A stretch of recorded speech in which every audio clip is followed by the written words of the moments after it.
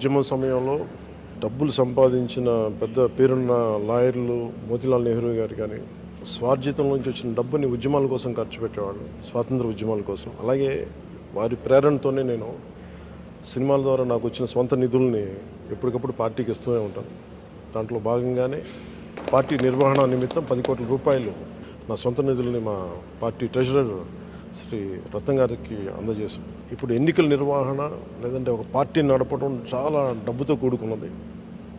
నేను చాలామంది నా కోసం 200 రూపాయలు, 500 రూపాయలు, 1,00,000 రూపాయలు ఇచ్చే ఒక బేల్దారి మేస్త్రి కానీ వీళ్ళందరూ నాకు చాలా ప్రభావితం చేసే వ్యక్తులు. 500-600 రూపాయలకి కూలి చేస్తూ నాకు ప్రతి రోజు 100 రూపాయలు పంపించే రైతు కూలీలు ఉన్నారు.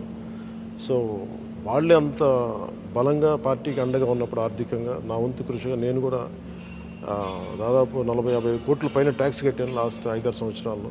అందుకని నేను కూడా మిగతా సంపాదన పార్టీకి నేను అందజేస్తూ వచ్చాను. దాంట్లో భాగంగానే ఇప్పుడు 10 కోట్ల రూపాయలు అందజేశాను. మనస్ఫూర్తిగా ఇది పార్టీకి అండగా ఉంటుంది ఈ నిధులు అని చెప్పి రత్న గారికి తెలియజేసుకున్నాను.